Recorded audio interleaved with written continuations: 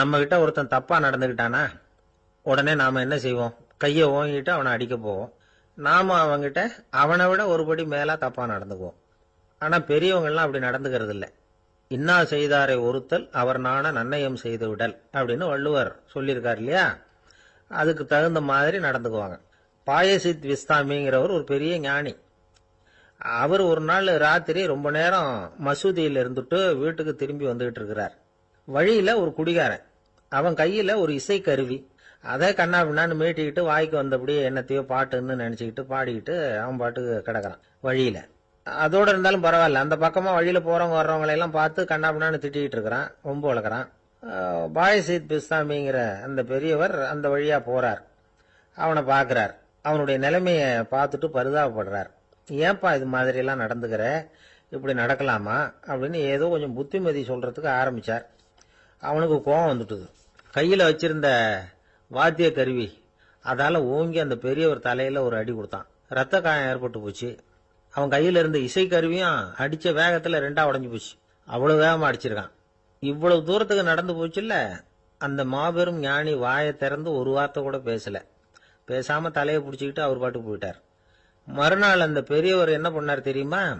கொஞ்சம் இனிப்பு பண்டங்கள், கொஞ்சம் பணம், இது ரெண்டையும் ஒரு ஆள் மூலமா அனுப்பி வச்சார் அந்த குடிகாரனுக்கு. அவனுக்கு ஒன்றும் புரியல. என்ன விவரம்னு விசாரிச்சான். வந்த ஆளு ஒரு கடுதாசியை நீட்டினான். அதுல விவரம் இருந்தது. ஞானி எழுதியிருக்கிறார், இதை பார்ப்பா, உங்களுடைய இசைக்கருவி உடையறதுக்கு என்னுடைய தலை காரணமா ஆயிட்டுது. அதுக்காக நான் ரொம்ப வருத்தப்படுறேன். அதுக்காக தான் பணம் அனுப்பி வச்சிருக்கேன். வேற புதுசா ஒரு இசைக்கருவி வாங்கிக்கோ. அப்புறம் இன்னொரு விஷயம், நேற்றுக்கு ராத்திரி என்கிட்ட ஏகப்பட்ட கசப்பான வார்த்தைகளை பேசினேன்.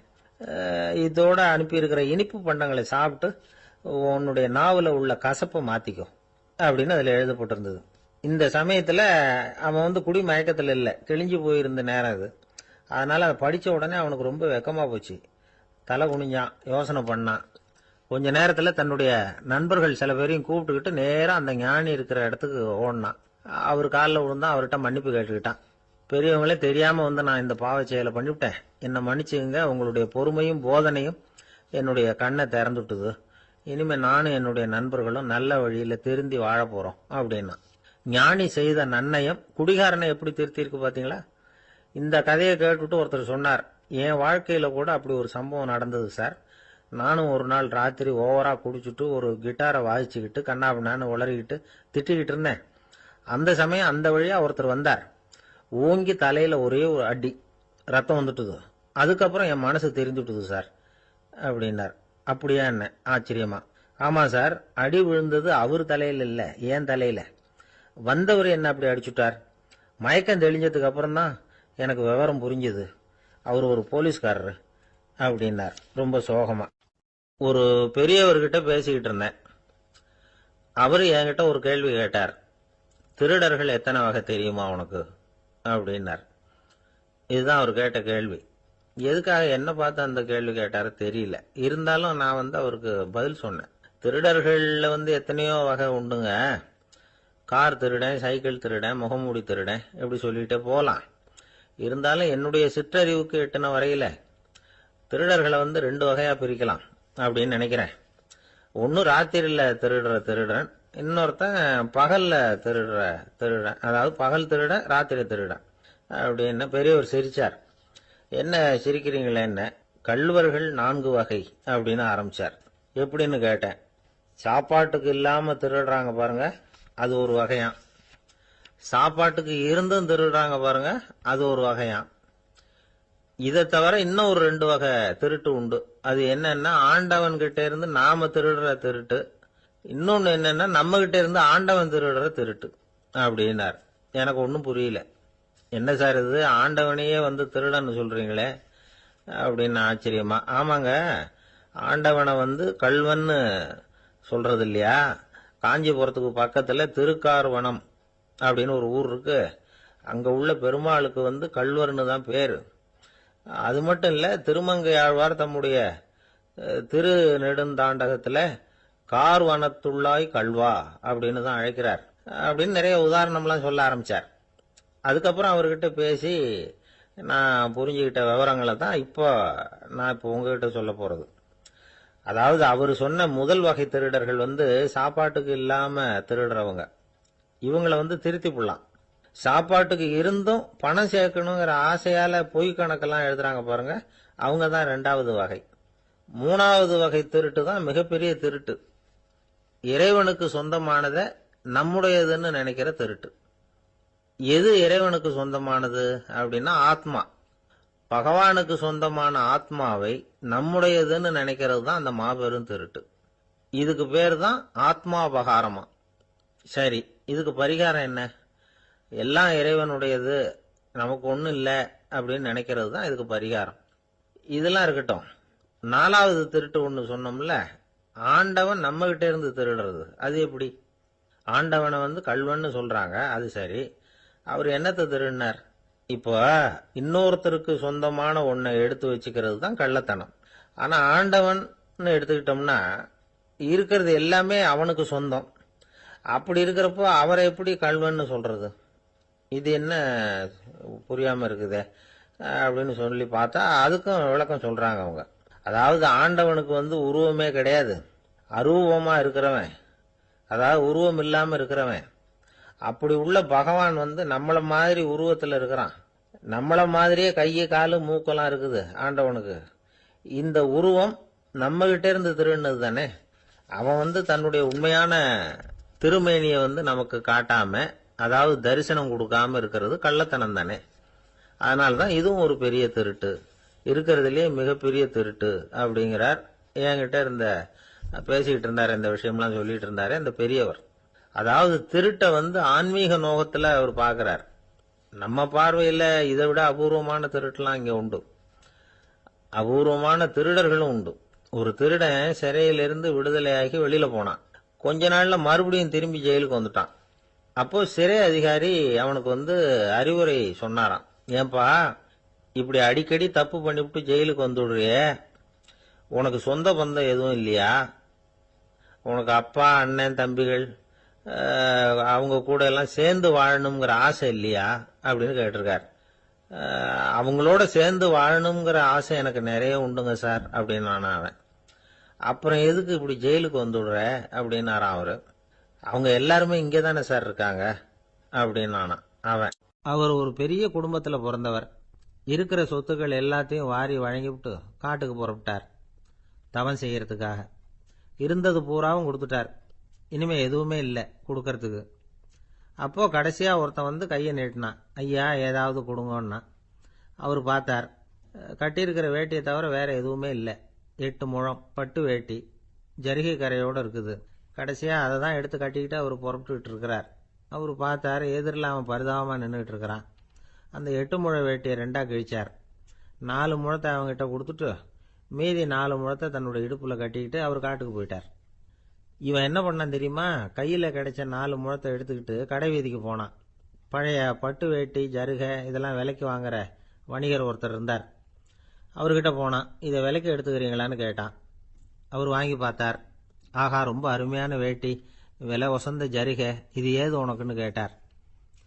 அவன் நடந்ததை சொன்னான். அப்படின்னா ஒன்று செய்யி, இந்த வேட்டியோட இன்னொரு பாதியையும் மெதுவாக வாங்கிட்டு வந்துரு, உனக்கு நிறைய பணம் தரேன் அப்படின்னார் அந்த வணிகர். இவன் கொஞ்சம் யோசனை பண்ணி பார்த்தான். கொஞ்சம் இருங்க, அதை வந்துவிடுறேன் அப்படின்னு சொல்லிவிட்டு நேராக காட்டுக்கு போனான். அவர் எங்கே இருக்காருன்னு தேடி கண்டுபிடிச்சான். அவர் ஒரு இடத்துல தவக்கோலத்தில் இருக்கிறார். கட்டியிருந்த இடைவேட்டியும் அவரை அறியாமலே நழுவி கீழே விழுந்து கிடக்குது. இவனுக்கு ரொம்ப வசதியாக போச்சு. அவரை கேட்க வேண்டிய அவசியமே இல்லை. மெதுவாக சத்தம் போடாமல் அடிமேல அடி வச்சு நெருங்கினான். அவர் கண்ணை மூடிக்கிட்டு அவர் பாட்டு நின்றுக்கிட்டு இருக்கார். இவன் மெதுவாக போய் கீழே கிடந்த அந்த துணியை எடுத்துக்கிட்டு சத்தம் போடாமல் திரும்பி நடந்தான். அப்படி கொஞ்சம் தூரம் நடந்திருப்பான். அப்படி ஓட ஆரம்பிக்கிற சமயத்தில் அவன் காலில் கீழே கிடந்த முள்ளு ஒன்று நறுக்குன்னு தைச்சு விட்டுது. வலி தாங்க முடியாமல் அம்மான்னு கத்திவிட்டான். இந்த சத்தத்தினால கண்ணை மூடி நின்றுகிட்டு இருந்த அவர் தவம் கலைஞ்சுது. மெதுவாக கண்ணை திறந்து பார்க்கறார். தன் இடையில இருந்த வேட்டி அவன் கையில் இருக்கு. இப்போ அவர் நினைக்கிறாராம், இந்த வேட்டி மேல நான் வச்ச ஆசை அல்லவா அவனை திருடன் ஆக்கிவிட்டது அப்படின்னு நினைச்சாராம். இது எப்பேற்பட்ட மனநிலைங்கிறத கொஞ்சம் யோசிச்சு பாருங்க. தான் ஒரு பொருள் மேல வைத்த பற்று இன்னொரு மனிதன் திருடனா ஆகிறதுக்கு காரணம் ஆயிட்டுதே அப்படின்னு நினைக்கிறார். அப்படி நினைச்ச அவர் யார் தெரியுமா? அவர் தான் மகாவீரர். இழந்துட்டேங்கிறியே, நீ என்னத்தை கொண்டு வந்த இங்க இழக்கிறதுக்கு? நீ என்னத்தை உண்டாக்குன இது அழிஞ்சுட்டுதுன்னு சொல்றதுக்கு? இது அவருடைய சிந்தனை. இன்னைக்கு நம்ம சிந்தனையெல்லாம் வேற மாதிரி இருக்குது. ஒருத்தன் நடுத்தெருவில் உட்காந்து அழுதுகிட்டு இருந்தான். அந்த வழியா வந்தவர் கேட்டார், ஏன்ப்பா அழற அப்படின்னு கேட்டார். 5 ரூபா சார், இந்த இடத்துல விழுந்துட்டுது, ரொம்ப நேரமா தேடுறேன், கிடைக்காது போல இருக்கு அப்படின்னா. எப்போ தொலைஞ்சுது அப்படின்னு கேட்டார். அது எனக்கு தெரியாது சார், பணத்தை தொலைச்சவன் தேடி பார்த்துட்டு போயிட்டான், நான் அவனுக்கு பின்னாடி தேட வந்தவன் அப்படின்னு சொல்லிவிட்டு மறுபடியும் தேட ஆரம்பிச்சான். என்னுடைய நண்பர் ஒருத்தர் ஆழ்ந்த சிந்தனையில் இருந்தார். என்ன யோசனை பண்றீங்கன்னு கேட்டேன். தலைவர் ஆகணும்னு பார்க்குறேன், அதுதான் என்ன வழின்னு யோசிச்சுக்கிட்டு இருக்கேன்னார். நான் கூட அது மாதிரி யோசிச்சு பார்த்தேன், அதுக்கப்புறம் அந்த யோசனையை கை விட்டுட்டேன் அப்படின்னோம். ஏன்னு கேட்டார். அதுக்கான தகுதிகள் நமக்கு இல்லைங்கிறது புரியுது. அது நமக்கு புரியறத விட நம்ம விட மற்றவங்களுக்கு நல்லா புரிஞ்சு போச்சு, அதனால பேசாம கம்முன்னு இருந்துடுறது தான் நல்லது அப்படின்னோம். தலைவர் ஆகிறதுக்கு தகுதிகள் வேற உண்டோ அப்படின்னு கேட்டார். அவர் யதார்த்தமாக தான் கேட்குறார். நாங்கள் உடனே எங்ககிட்ட இருந்த ஒரு புஸ்தகத்தை எடுத்து அவர்கிட்ட கொடுத்தோம், படித்து பாருங்கன்னு. தலைவர் ஆகிறதுக்கு என்ன வழி அப்படிங்கிறத பற்றி அதில் போட்டிருக்கிறாங்க. முதல் வழி என்ன தெரியுமா? ஒரு 4 பேர் முன்னாடி இல்லைன்னா ஒரு கூட்டத்துக்கு முன்னாடி நீங்கள் பேச போகிறீங்க. அப்போ எப்படி ஆரம்பிக்கணும்னா, உண்மையான புகழ்ச்சி, நேர்மையான பாராட்டு, இதோடு ஆரம்பிக்கணும். எடுத்ததுமே அது சரியில்லை இது சரியில்லைன்னு பேசிகிட்டு இருக்கக்கூடாது. மக்களை பார்த்து நீங்கள் தான் தப்பு பண்ணிவிட்டீங்க அப்படின்னு நேரடியாக சொல்லக்கூடாது. தவறு இருந்தாலும் அதை மறைமுகமாக ஏதாவது கதை சொல்லி அதிலிருந்து அவங்க புரிஞ்சுக்கிற மாதிரி செய்யணும். அடுத்தவங்க பண்ண தப்பு என்னன்னு அலசறதுக்கு முன்னாடி நீங்கள் பண்ணின தப்பு என்னங்கிறத பற்றியே பேசுங்க. எதுக்கும் நேரடியாக உத்தரவு போட்டுக்கிட்டு இருக்கக்கூடாது. இதை நீங்கள் செய்யணும் அப்படின்னு சொல்கிறதுக்கு பதிலாக நீங்கள் இப்படி செஞ்சால் எப்படி இருக்கும் அப்படின்னு கேள்வி மாதிரி கேட்கணுமா. இப்படி கேட்டால் அது உத்தரவு மாதிரி தெரியாதான். அடுத்தவங்க மரியாதையை காப்பாற்றுறது மாதிரி பேசணுமா. உங்கள் பேச்சு இன்னொருத்தரை அவமானப்படுத்துறது மாதிரி இருக்கக்கூடாதான். ஏன்டா இவங்கிட்ட போய் மாட்டிக்கிட்டோம்னு யாரும் நினச்சிடக்கூடாது. ஒவ்வொரு சின்ன வளர்ச்சியையும் பாராட்டணும். வெற்றி சாதாரணமாக இருந்தாலும் பாராட்டாமல் இருந்துடக்கூடாது. பாராட்டும் பொழுது தாராளமாக இருக்கணும், குறை சொல்லும் பொழுது கவனமாக இருக்கணும். வாய்க்கு வந்தபடி பேசிவிட்டா அதுக்கப்புறம் வகையாக மாட்டிக்கிட்டு முழிக்க வேண்டியிருக்கும். நீங்கள் பேசுறது இன்னொருத்தருக்கு ஒரு கௌரவத்தையும் மரியாதையும் உண்டு பண்ணுறது மாதிரி இருக்கணும். நீங்கள் பேசுறது அடுத்தவங்களுக்கு இருக்கிற கொஞ்ச நெஞ்ச மரியாதையும் எடுத்து விடுறது மாதிரி இருக்கக்கூடாது. உங்கள் பேச்சை கேட்டால் கேட்குறவங்களுக்கு ஒரு ஊக்கம் வரணும், உற்சாகம் வரணும். தவறு எதுவாக இருந்தாலும் அதை சுலபமாக திருத்திக்கலாம், சரி பண்ணிக்கலாங்கிறது மாதிரி இருக்கணும் உங்கள் பேச்சு. அடுத்தவங்களை சந்தோஷப்படுத்துங்க. உங்கள் யோசனையை கேட்டு நடந்துக்கிறதுனால அந்த சந்தோஷம் அவங்களுக்கு கிடைக்கணும். இந்த தகுதியெல்லாம் உங்ககிட்ட இருந்தால் நீங்கள் ஒரு சிறந்த தலைவராகலாம் அப்படின்னு அந்த புஸ்தகத்தில் போட்டிருக்கு. இந்த காலத்தில் தலைவர் ஆகிறதுக்கு வேற சில தகுதிகள்லாம் கூட தேவைப்படுது. ஒரு புள்ள தன்னுடைய அப்பா கிட்ட, அப்பா உன்ன மாதிரியே நானும் அரசியலில் சேரணும், தலைவர் ஆகணும்னு ஆசைப்படுறேன், இன்னையிலேருந்து எனக்கு அரசியல் பாடம் கற்றுக் கொடு அப்படின்னு கேட்டிருக்கான். அவரும் சரின்னு சொல்லிவிட்டு ஒரு பெரிய ஏணி எடுத்துகிட்டு வந்தாராம். ஒரு செவுத்தில் சாத்தினார். இந்த ஏணியில் ஏறி உயர போய் அங்கே பரன் மேலே இருக்கிற ஒரு புத்தகத்தை எடுத்துகிட்டு வாடான் இருக்கார். மகனை பார்த்து, அப்பா ஏணி ரொம்ப உயரமாக இருக்குது, நீ ஜாக்கிரதையாக இதை பிடிச்சிக்கோ, நான் ஏறி போகிறேன் அப்படின்னு. நான் பையன் பயப்படாத, நான் பார்த்துக்கிறேன்னார் அப்பா. பையன் ஏணியில் ஏறினா உச்சிக்கு போனதும் அப்பா கையை எடுத்துட்டார். ஏணி அப்படியே சரிஞ்சுட்டுது. பையன் பொத்துன்னு கீழே விழுந்துட்டான். இடுப்பை பிடிச்சிக்கிட்டே எழுந்திரிச்சான். என்னப்பா இது, இப்படி என்னை ஏற விட்டுட்டு கையை விட்டுட்டியே, இப்படி கை விடலாமா அப்படின்னு கத்தியிருக்கான். அப்பா நிதானமாக சொன்னாராம், அவசரப்படாதேப்பா, அரசியலில் இதுதான் முதல் பாடம், பெத்த அப்பனா இருந்தாலும் அவனை நம்பாதே அப்படின்னு உபதேசம் பண்ணார். ஒருத்தர் சிகரெட்டும் கையுமா வந்தார். சார், இந்த புகைப்பிடிக்கிற பழக்கத்தை நிறுத்தி போடணும்னு தான் பார்க்குற முடியலன்னார். புகைப்பிடிக்கிறத நிறுத்துறது ரொம்ப சுலபம் சார் அப்படின்னார் இன்னொருத்தர். எப்படி சொல்றீங்கன்னு கேட்டார் அவர். நான் கூட ஏற்கனவே 10 தடவை அந்த பழக்கத்தை நிறுத்தி இருக்கிறேன் சார் அப்படின்னார் இவர். இதுலேருந்து என்ன தெரியுது? புகைப்பழக்கத்தை திடீர்னு விட்டு விடுறதுங்கிறது ரொம்ப கஷ்டம்னு தெரியுது. இருந்தாலும் இது சம்பந்தமான ஆராய்ச்சி, அனுபவம், இது ரெண்டையும் அடிப்படையாக வச்சு சில வழிமுறைகளை சொல்கிறாங்க. அதாவது புகைப்பிடிக்கிறத நிறுத்துறதுக்கு 10 வழிகள் உண்டு அப்படின்னு சொல்கிறாங்க. அது என்னங்கிறத தெரிஞ்சுக்கிட்டா உபயோகப்படுதான்னு பார்க்கலாமே. முதல் கருத்து என்னன்னா, கொஞ்ச நாளைக்கு புகைப்பிடிக்கிற நண்பர்களை விட்டு விலகி இருக்கணும்.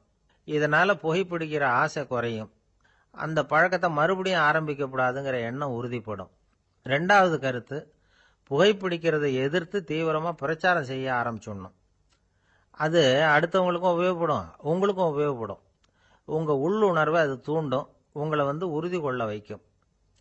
மூன்றாவது கருத்து என்னன்னா, தினமும் 2 தடவை குளிக்கணும். எப்படி தெரியுமா? முதல்ல வெது வெதுப்பான தண்ணீர், அப்புறம் குளிர்ந்த தண்ணீர், இப்படி மாறி மாறி குளிக்கணுமா. நாலாவது கருத்து, உடற்பயிற்சிகள் செய்யணும். மூச்சு வாங்குற மாதிரியான பயிற்சிகள் ரொம்ப நல்லதான். பிராணாயாமம் அப்படிங்கிற மூச்சு பயிற்சி ரொம்ப நல்லதுங்கிறாங்க. அப்புறம் ஐந்தாவது கருத்து, சாப்பாடு மிதமா இருக்கணும், சீரா இருக்கணும். பச்சை காய்கறிகள், பழங்கள் சாப்பாட்டில் சேர்த்துக்கலாம்.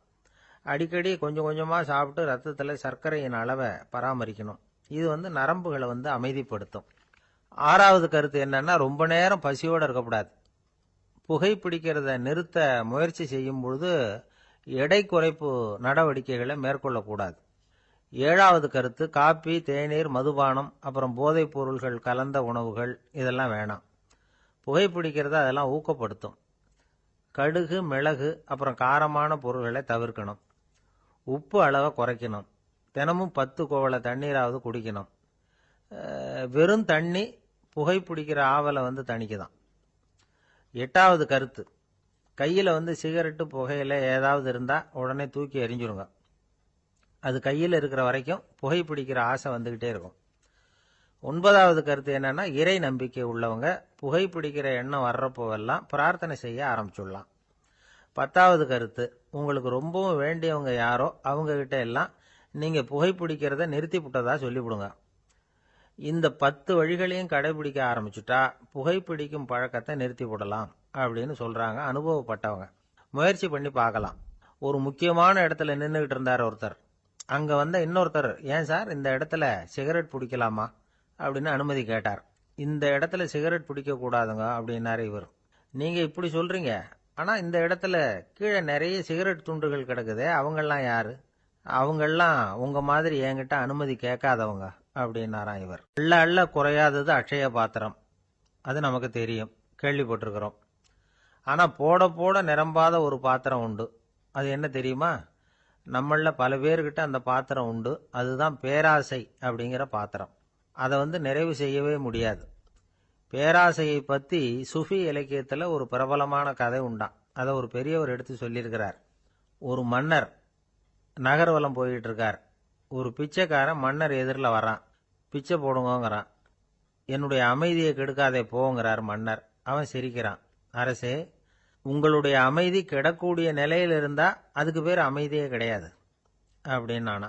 எதிரில் நிக்கிறது வெறும் பிச்சைக்காரன் இல்லை, யோகி அப்படிங்கிறத மன்னர் புரிஞ்சுக்கிட்டார். துறவியே, உங்களுக்கு என்ன வேணும்னாலும் கேளுங்க, கொடுக்குறேன்னாராம். அந்த துறவி மறுபடியும் சிரிக்கிறார். அரசே, உங்களால் முடியாததையெல்லாம் கொடுக்க முடியும்னு சத்தியம் செய்யாதீங்க அப்படின்னார்.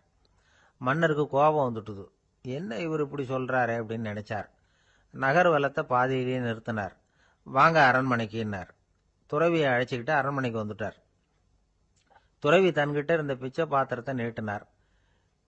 இது நிறைய எனக்கு பொற்காசுகள் வேணும் அப்படின்னாராம். அவ்வளவுதானா, இது ஒரு பெரிய காரியமா அப்படின்னு கையை தட்டினாராம் மன்னர். ஒரு பெரிய தாம்பாளம் நிறைய பொற்காசுகள் சேர்ந்தது. அதை அள்ளி போட்டார். போட போட அந்த பிச்சை பாத்திரம் நிரம்பவே இல்லை. பொற்காசுகள் போட போட அவ்வளவையும் உள்ள வாங்கிக்கிட்டே இருக்குது. அரசாங்க கஜானாவே காலி ஆயிட்டுது. மூட்டை மூட்டையா பொற்காசுகளை கொட்டி பார்த்துட்டாங்க. அது முழுங்கிக்கிட்டே இருக்குது. கடைசி வரைக்கும் அந்த பிச்சை பாத்திரம் நிரம்பவே இல்லை. அரசர்கிட்ட இருந்த கர்வம் போயிட்டுது. அப்படியே பொத்துன்னு துறவி காலில் விழுந்தார். அப்போ அந்த துறவி சொன்னாராம், மன்னா, இந்த பிச்சை பாத்திரத்தை உங்களால மட்டும் இல்லை, வேற யாராலையும் நிரப்ப முடியாது.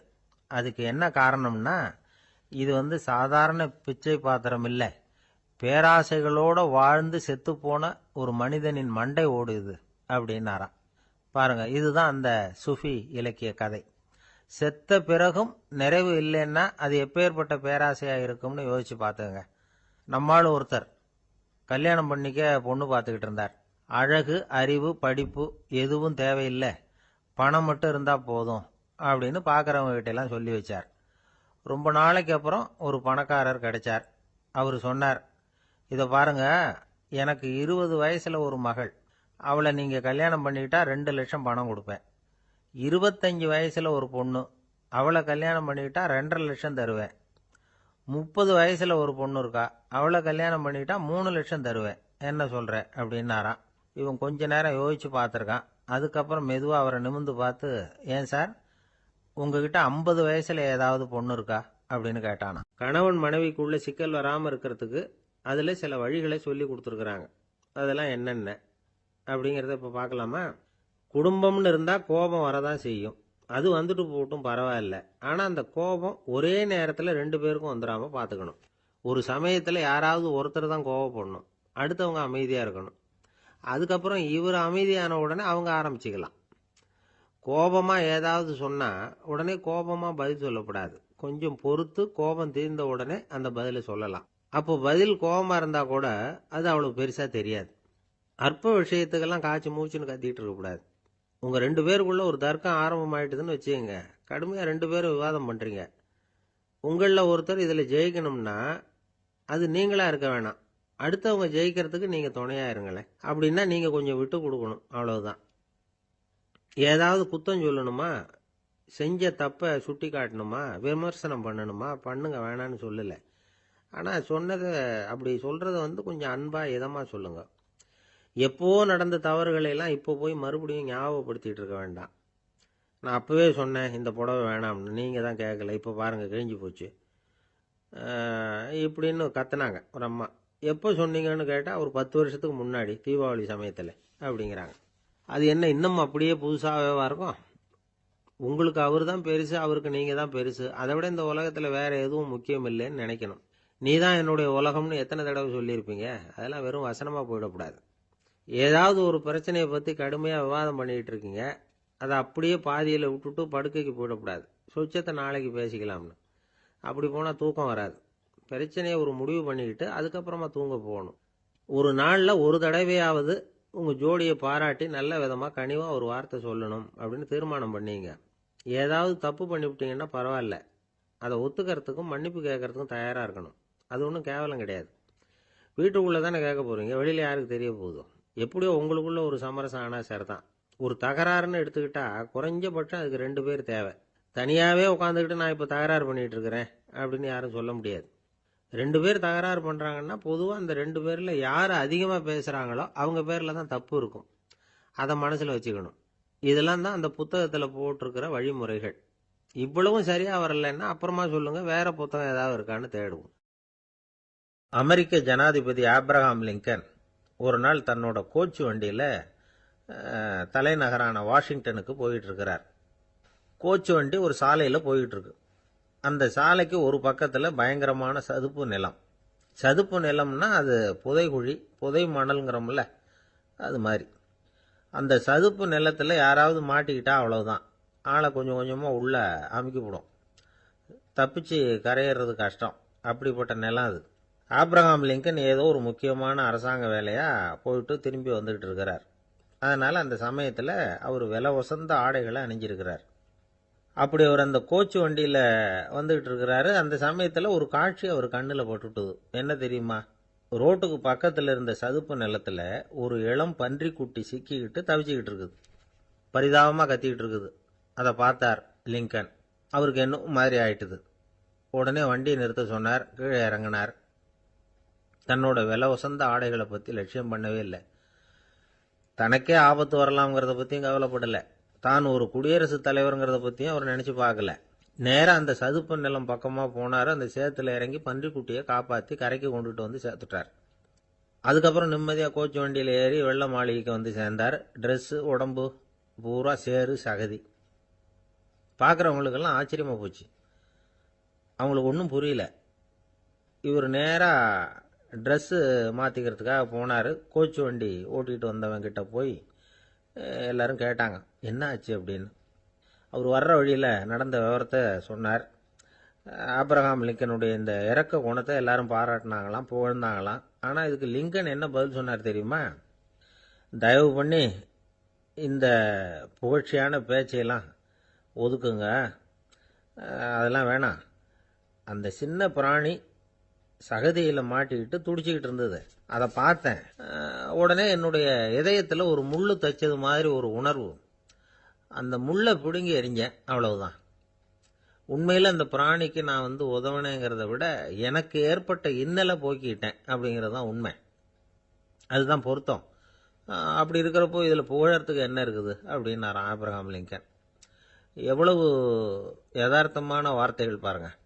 இந்த காலத்தில் நம்மளையும் பல பேர் அப்படி உண்டு. நீச்சல் தெரியாத ஒரு ஆள் தண்ணியில் இறங்கிட்டான். தண்ணி ஆழம்ங்கிறது அப்புறமா தான் தெரிஞ்சுது. தத்தளிக்க ஆரம்பிச்சுட்டான். வாழ் வாழ்னு கத்துறான். கரையில் நின்றுட்டு இருந்த ஒருத்தர் இதை பார்த்தார். உடனே அவருக்கு இதயத்தில் முள்ளு தைச்சது மாதிரி ஒரு உணர்வு. உடனே குபீர்னு தண்ணியில் பாஞ்சார். அவரை காப்பாற்றி கரைக்கு கொண்டுட்டு வந்து சேர்த்தார். இதை பார்த்துக்கிட்டு இருந்த இன்னொருத்தர் காப்பாற்றின அந்த ஆளை பாராட்டி புகழ்ந்தார். என்ன புகழாதீங்க சார் அப்படின்னார் அவர். ஏன்னு கேட்டார் இவர். நான் அந்த ஆளை ஏன் காப்பாற்றினேன் தெரியுமா? அவன் நேற்றுக்கு என்கிட்ட 300 ரூபா கடன் வாங்கியிருக்கிறான். இவன் தண்ணியில் போட்டான்னா நான் கொடுத்த கடனும் தண்ணியில் போடும். அதனால தான் விழுந்து காப்பாற்றினேன் அப்படின்னா அந்த ஆள். ஒருத்தர் இருக்கார், நல்ல உத்தியோகத்தில் தான் இருக்கிறார். ஆனால் எப்போ பார்த்தாலும் முகத்தை வெறுப்பாக வச்சிருப்பார். அப்படியே வருவார் போவார். ஏன் சார் இப்படி இருக்கிறீங்க அப்படின்னு விசாரித்தோம். ஏன்டா இந்த வேலைக்கு வந்தோம்னு இருக்கு சார் அப்படின்னார். உங்கள் வேலை உங்களுக்கு பிடிக்கலையா அப்படின்னு கேட்டோம். இல்லைன்னார். இப்படிப்பட்டவங்க வெற்றிகரமான வாழ்க்கை வாழ முடியாது. இது நிபுணர்கள் கருத்து. வேலையை நேசிக்க தெரிந்தவர்கள் வெற்றி பெறுவார்கள் அப்படிங்கிறாங்க அவங்க. எந்த துறையாக இருந்தாலும் சரி, அந்த துறையில் வெற்றிகரமாக இருக்கிறவங்கள விசாரித்து பாருங்கள். எனக்கு என்னுடைய வேலை ரொம்ப பிடிக்கும் அப்படின்னு சொல்கிறவங்களா தான் இருப்பாங்க. அப்படி இருந்தால் தான் அது வெற்றிகரமாக இருக்க முடியுது அவங்களால. ஒருத்தனுக்கு பிடித்தமான பொழுதுபோக்கே அவனுடைய தொழிலாக இருந்துட்டுதுன்னா அவனை மாதிரி கொடுத்து வச்சவன் வேற யாரும் இல்லை அப்படிங்கிறார் பெர்னாட் ஷா. ஒரு தடவை மன்னர் ஹுமாயூன் உயிரை தண்ணீர் முண்டு ஊற்றுகிற தொழிலாளி ஒருத்தர் காப்பாற்றினாராம் அந்த ஹுமாயூன் உயிரை. உடனே மன்னர் கேட்டிருக்கார், உனக்கு என்ன வேணும்னாலும் கேளு தரேன், உயர் பதவி வேணுமா அப்படின்னு கேட்டாராம். மன்னா, மக்களின் தாகம் தீர்க்கக்கூடிய இந்த பணியை விட உயர்ந்தது உண்டா அப்படின்னாராம் அந்த தொழிலாளி. அவரால் அவருடைய வேலையை நேசிக்க முடிஞ்சுது. அதனால் மகிழ்ச்சியாக இருக்க முடிஞ்சுது. நாமெல்லாம் அப்படி இல்லை. வேலை கிடைக்கிற வரைக்கும் கிடைச்சா போதும் அப்படின்னு இருக்கோம். கிடைச்சதுக்கப்புறம் ஏன்டா இந்த வேலைக்கு வந்தோம்னு ரொம்பவும் அழுத்துக்குவோம். சரி, நாம் இருக்கிற இடத்துல நாம் வெற்றிகரமாக இருக்க வழி உண்டா அப்படின்னா உண்டுன்னு சொல்கிறாங்க. அதாவது மன இயல் நிபுணர்கள் இருக்கிறாங்க இல்லையா, அவங்க அதுக்கு முக்கியமாக 6 வழிகள் சொல்கிறாங்க. நீங்கள் ஒரு அலுவலகத்தில் வேலை பார்க்குறவரா அப்படின்னா இதை கேளுங்க. அதாவது உங்கள் மேலதிகாரி எதிர்பார்ப்புக்கு தகுந்த மாதிரி உங்கள் வேலை இருக்குதா? அப்படி இல்லைன்னா முதல்ல உங்கள் வேலையின் தரம் உயரணும். உங்களுக்கு மேலே கீழே வேலை பார்க்குற பணியாளர்கள்கிட்ட நல்ல விதமாக பழகுறீங்களா? அந்த உறவு முறையில் ஏதாவது குறை இருந்தால் அதை கண்டுபிடிச்சி சரி பண்ணுங்க. நம்பிக்கைக்கு உரியவர் அப்படின்னு நீங்கள் பேர் எடுக்கணும். நீங்கள் எடுக்கிற முடிவு நல்ல முடிவாக தான் இருக்கும் அப்படின்னு அடுத்தவங்க சொல்லணும். உங்கள் தோற்றத்துக்கு முக்கியத்துவம் கொடுங்க. இது மனம் உடல் ரெண்டும் சம்பந்தப்பட்டது. அதனால் மனசையும் ஆரோக்கியமாக வச்சுருக்கணும், உடம்பையும் ஆரோக்கியமாக வச்சுருக்கணும். உங்களுடைய நிர்வாகம் செயல்படுற விதத்தை நல்லா புரிஞ்சு வச்சுக்கணும். உங்களுடைய நிர்வாகம் இப்போ ஒரு காரியம் செய்யுதுன்னு வச்சுங்க, ஏன் அப்படி செய்யுது, எதுக்காக அப்படி செய்யுது, அதனுடைய குறிக்கோள் என்ன, அது நீடிக்கிறதுக்கு காரணம் என்ன, இதையெல்லாம் தெரிஞ்சுக்கணும். சிரிப்புக்கு வஞ்சகம் பண்ணக்கூடாது. நல்லா சிரிக்கணும், அப்போ தான் அது திரும்ப கிடைக்கும். கடந்த கால தோல்வியை பற்றி கவலைப்படக்கூடாது. முதலாளி விருப்பம் தெரிஞ்சு நடந்துக்கிறது நல்லது தான். அதுக்காக காக்கா பிடிக்கணுங்கிற அவசியம் இல்லை. உங்களுக்கு ஒரு பொறுப்பான வேலை கிடைக்குது, உடனே சத்தம் குழப்பம் அப்படின்னு சூழ்நிலையை இறுக்கமாக ஆக்கிடக்கூடாது. எந்த சூழலையும் இயல்பாக கையாளக்கூடியவர் அப்படிங்கிறத காட்டணும். இதெல்லாம் உங்கள் துறையில் நீங்கள் வெற்றி பெற நிபுணர்கள் சொல்கிற யோசனைகள். இவ்வளவு விவரமும் சொல்லிவிட்டு ஒருத்தரை பார்த்து கேட்டோம், இப்போ சொல்லுங்க, நீங்கள் செய்கிற வேலை உங்களுக்கு பிடிச்சிருக்குதா அப்படின்னோம். ரொம்ப ரொம்ப பிடிச்சிருக்குது அப்படின்னார். சரி, என்ன செஞ்சிட்டு இருக்கிறீங்க அப்படின்னு கேட்டோம். சும்மா தான் இருக்கிறேன் அப்படின்னார். ஒருத்தர் ரொம்ப அவசரமாக போயிட்டு இருந்தார். எங்கே சார் போகிறீங்கன்னு கேட்டோம். எனக்கு வேண்டியப்பட்ட ஒருத்தருக்கு குழந்தை பிறந்திருக்கிறதாக செய்தி வந்திருக்கு, அதுதான் ஆஸ்பத்திரிக்கு போயிட்டுருக்கேன், பார்த்துட்டு வரலாம்னு அப்படின்னார். அப்படின்னா கொஞ்சம் இப்படி உட்காருங்க அப்படின்னோம். சில விவரமெல்லாம் சொல்கிறேன், கேட்டுக்கிட்டு போங்க அப்படின்னோம். உட்காந்தார். அப்புறம் சொல்ல ஆரம்பித்தோம். புதுசாக பிறந்திருக்கிற ஒரு குழந்தைய பார்க்க போகிறதுன்னா அது சாதாரண விஷயம் இல்லை. அதில் ரொம்பவும் கவனமாக நடந்துக்கணும். புது குழந்தைக்கு நோய் சுலபமாக தொற்றும். முக்கியமாக காற்று மூலமாக பரவுற நோய்கள் சுலபமாக வந்துடும். அதனால் நமக்கு உடம்பு சரியில்லைன்னா குழந்தைய விட்டு கொஞ்சம் தள்ளியே இருக்கிறது தான் நல்லது. பெரியவங்களை பொறுத்த வரைக்கும் சாதாரணமாக உள்ள ஒரு கிருமி கூட குழந்தைய பொறுத்த வரைக்கும் ரொம்ப மோசமான ஒரு கிருமியாக இருக்கும். சில வெளிநாடுகளில் எப்படி தெரியுமா, பிறந்த குழந்தை தூங்கிக்கிட்டு இருக்கிற ஒரு ரூமுக்கு போகணும்னா போகிறவங்க முகமூடி போட்டுக்கணும், காலணிகளை மாற்றிக்கணும், அவ்வளவு சுத்தமாக உள்ளே போய் பார்த்துட்டு வரணும். பொதுவாக சில ஆஸ்பத்திரிகளில் பார்த்தீங்கன்னா பார்வையாளர்கள் நேரத்தில் விசிட்டிங் ஹவர்ஸ் தாயை விட்டு குழந்தைய தனியாக பிரித்து வச்சுருவாங்க. எதுக்குன்னு நினைக்கிறீங்க? அந்த நேரம் பல பேர் வருவாங்க போவாங்க, அவங்க கை கால் சுத்தமாக இருக்காது. சுத்தம் இல்லாத கைகள் மூலமாக கிருமிகள் பரவும். சுத்தம் இல்லாத கைன்னா மண்ணு தூசி படிஞ்சிருக்கிற கை மட்டும் தான் அர்த்தம் இல்லை. சாலையில் கையை வீசிக்கிட்டு நடந்து வர்றீங்க, குழந்தைய பொறுத்த வரைக்கும் அது கூட சுத்தம் இல்லாத கை தான். தாயை தவிர மற்றவங்க குழந்தைய தூக்காமல் பார்த்துக்கிறது நல்லது. தாய் கூட அளவோட கொஞ்சிறதோடு நிறுத்திக்கணும். புதுசாக ஒரு குழந்தைய பெற்றுருக்கிற பொண்ணுக்கிட்ட மற்ற தாய்மார்கள் ஏதாவது சொல்லிக்கிட்டே இருப்பாங்க. குழந்தைய அப்படி வளர்க்கணும் இப்படி வளர்க்கணும் அப்படின்னு ஏதாவது அட்வைஸ் பண்ணிக்கிட்டே இருப்பாங்க. இப்படி ஓவராக அறிவுரை பண்ணுறது அந்த பொண்ணை குழப்பி விட்டுரும். அதனால் அப்படிலாம் பண்ணக்கூடாது. அந்த பெண்ணே ஏதாவது கேட்டால் கூட டாக்டர் சொல்ல வேண்டிய விவரங்களை எல்லாம் நாமே சொல்லிகிட்டு இருக்கக்கூடாது. புதுசாக பிறந்திருக்கிற குழந்தைய மட்டும்தான் இப்படி பார்க்கணும்னு இல்லை. ஒரு நோயாளி குழந்தைய பார்க்க போகிறதுனா கூட ரொம்ப எச்சரிக்கையாக தான் நடந்துக்கணும். ஒரு தின்பண்டமோ விளையாட்டு சாமானோ அந்த குழந்தைக்கு நாம் வாங்கிட்டு போகிறதா வச்சுக்குவோம். அதை நேராக கொண்டுகிட்டு போய் அந்த குழந்தைகிட்டே கொடுக்கக்கூடாது. அதோட அப்பா அம்மா கிட்ட ரகசியமாக கொடுக்கலாம். அவங்க முடிவு பண்ணட்டும் குழந்தைகிட்ட அதை கொடுக்கலாமா வேண்டாமாங்கிறத. அவங்களுக்கு தான் தெரியும் அதோட மனசும் உடம்பும். உங்கள் அக்கறையை காட்டுறதா நினச்சிக்கிட்டு குழந்தை வாயில் எதையும் கொண்டுட்டு போய் போடாதீங்க. போகிறப்போ உங்கள் வீட்டு குழந்தையும் அழைச்சிட்டு போகாதீங்க. இது நோயை வாங்கிட்டு வந்துடும், அல்லது புதுசாக ஒரு நோயை அதுக்கிட்ட கொடுத்துட்டு வந்துடும்.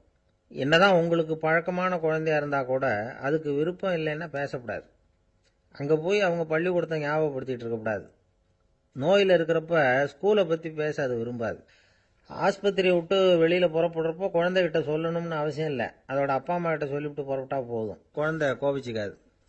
சமூக சம்பிரதாயத்தை பற்றி அது கவலைப்படுறதில்ல. இப்படி எல்லா விவரமும் நம்ம எதிரில் உட்காந்துருந்தவங்க கிட்ட சொல்லி முடித்தோம். ரொம்ப நன்றி சார் அப்படின்னு சொல்லிவிட்டு அவர் புறப்பட்டார். குழந்தைங்க கொஞ்சம் வளர்கிற வரைக்கும் தான் நாம் எச்சரிக்கையாக இருக்கணும்னு இல்லை, வளர்ந்த பிறகு இன்னும் எச்சரிக்கையாக இருக்கணும். ஒரு பையன் பள்ளிக்கூடத்துலேருந்து திரும்பி வீட்டுக்கு வந்தான். முகம் பூரா நகத்தால் கீறி இருந்தது. அப்பா பார்த்து பயந்துட்டார். யாருடா உன்னை இப்படி பண்ணது அப்படின்னார். என் கூட படிக்கிற இன்னொரு பையன்னா. நாளைக்கு உன் கூட பள்ளிக்கூடத்துக்கு வர்றேன், நீ எனக்கு அவனை அடையாளம் காட்ட முடியுமான்னார். அது ரொம்ப சுலபம் நான் பையன். எப்படின்னார் அப்பா. அவன் காதில் ஒன்றை கையோடு எடுத்துகிட்டு வந்திருக்கிறேன், இதோ என் பையில தான் வச்சுருக்கேன் அப்படிங்கிறான் அந்த பையன். ஒரு தெருவில் சில சிறுவர்கள் விளையாடிக்கிட்டு இருந்தாங்க. ஏதோ ஒரு உயரமான கல்லை நடுத்தெருவில் வச்சு அதை சுற்றி சுற்றி ஓடி வந்துக்கிட்டு இருக்கிறாங்க. அது என்ன விளையாட்டோ அவங்களுக்கு தான் தெரியும்.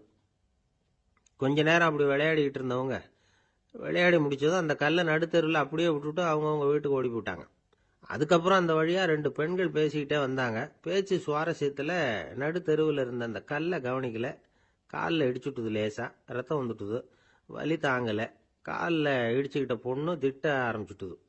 வர வர ஊர் உலகம் ரொம்ப கெட்டு போச்சு, யாருக்கும் பொறுப்பே கிடையாது பாரு, இப்படி நடுத்தருவில் பொறுப்பு இல்லாமல் இப்படி கல்லை போட்டு வச்சிருக்கிறாங்களே, இது நியாயமா அப்படின்னு சொல்லி இந்த சமூகத்தை கடுமையாக விமர்சனம் பண்ணிக்கிட்டு அவங்க போயிட்டாங்க. கொஞ்ச நேரம் கழித்து ஒரு வாலிபன் அந்த வழியாக வந்தான். அந்த கல்லை பார்த்தான், நின்னான். ஒரு நிமிஷம் யோசனை பண்ணான். என்ன பண்ணலாம்னு பார்த்தான். தன்னுடைய வீரத்தையும் பலத்தையும் காட்டணும்னு நினைச்சான். பின்னாடி போனான்.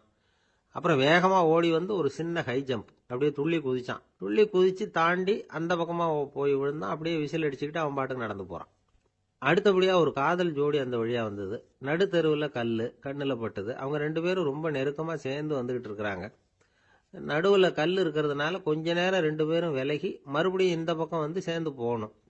கொஞ்ச நேரம் நாம் பிரிய வேண்டி இருக்குதே அப்படின்னு வருத்தத்தோட முணுமுணுத்துக்கிட்டே இந்த பக்கம் வந்தாங்க. அதுக்கப்புறம் வழக்கம் போல சேர்ந்து அவங்க பாட்டுக்கு எதிர்காலத்தை பற்றி கற்பனை பண்ணிக்கிட்டே போயிட்டாங்க.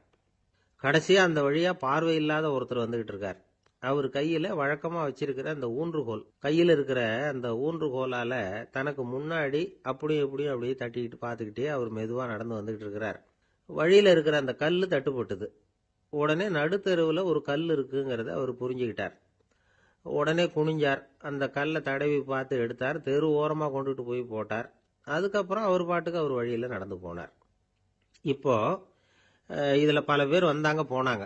இவங்களில் பார்வை உள்ளவங்க யார், பார்வை இல்லாதவங்க யார்? இப்படி ஒரு கேள்வி கேட்டால் என்ன பதில் சொல்ல முடியும்? கொஞ்சம் யோசிச்சு பார்த்தா இன்னைக்கு பல பேர் இப்படி தான் இருந்துகிட்டு இருக்கிறோம். ஒரு ஆள் பார்க்கறதுக்கு பெரிய மனுஷன் மாதிரி இருக்கார். ஒரு தெரு வழியாக நடந்து வந்துகிட்டு இருந்தார். இருட்டு நேரம். வழியில் ஒரு பெரிய கல் கிடந்தது, கருங்கல். பார்த்தார், கொஞ்ச நேரம் யோசிச்சார். போய் தூக்கி பார்த்தா ரொம்ப கனமாக இருந்தது. இன்னொரு ஆள் சேர்ந்தாதான் தூக்க முடியும். இவர் உடனே ரோட்டோரமாக போய் ஒரு மரத்தடியில் உட்காந்துக்கிட்டார். ரெண்டு பக்கமும் பார்த்துக்கிட்டே இருக்கார், யாராவது வர்றாங்களான்னு. கொஞ்ச நேரத்தில் ஒருத்தர் வந்தார், இவருக்கு தெரிஞ்சவர்.